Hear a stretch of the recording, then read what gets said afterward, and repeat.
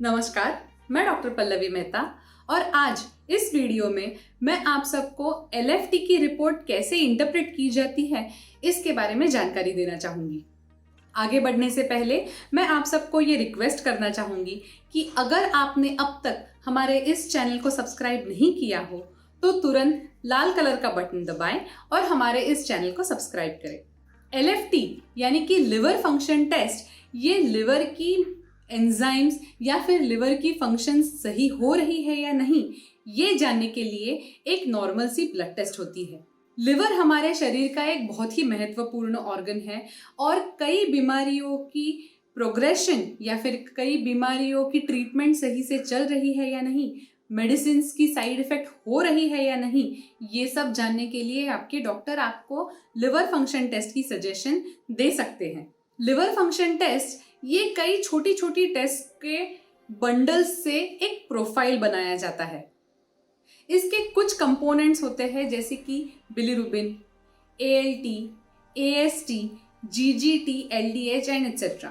तो एग्जैक्टली ये रिपोर्ट कैसे पढ़ा जा सकता है? कई बार ऐसे होता है कि अगर आपके डॉक्टर ने ये रिपोर्ट्स सॉलिटरी टेस्ट करवाए हो, यानी कि सॉलिटरी कंपोनेंट्स की टेस्टिंग करवाई हो, तो वो इनकंक्लूसिव हो सकती है। लिवर में से कई एंजाइम सिक्रीट होते हैं, कई प्रोटीन सिक्रीट होते हैं। इन सब की लेवल्स एक साथ अगर समझी जाए तो हमें एक अच्छा अंदाजा आता है कि लिवर की फंक्शनिंग सही हो रही है या नहीं। अगर लिवर में कोई खराबी हो, कोई डैमेज हो, तो इन सब की लेवल्स को कंसिडर करना जरूरी हो जाता है।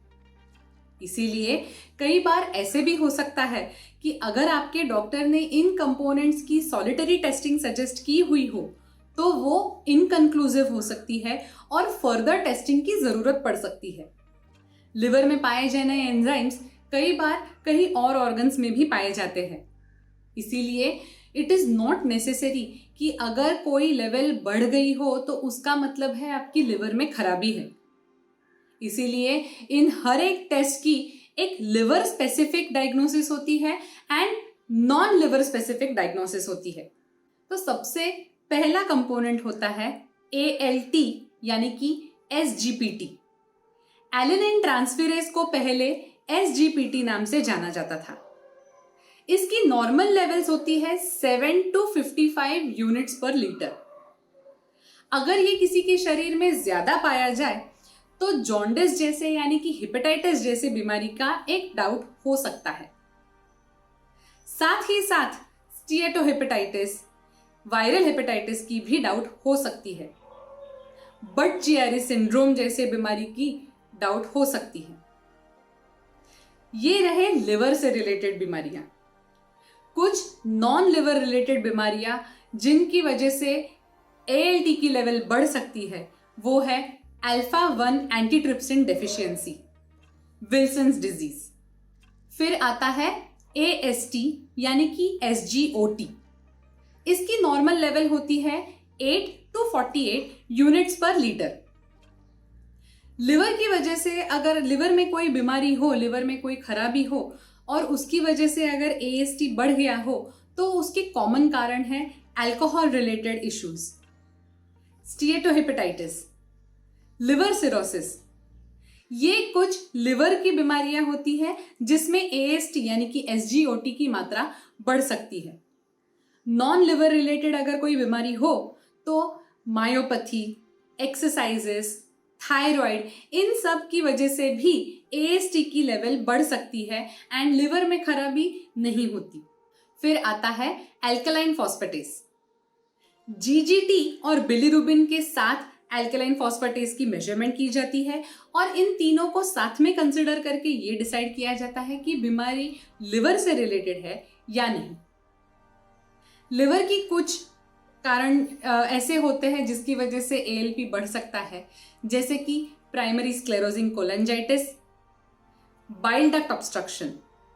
नॉन लिवर रिलेटेड बीमारियां जैसे कि chronic kidney disease, congestive cardiac failure, कुछ कैंसर्स की वजह से भी अल्कलाइन फॉस्फेटेस की लेवल बढ़ सकती है और प्रेगनेंसी में भी अल्कलाइन फॉस्फेटेस की मात्रा बढ़ सकती है।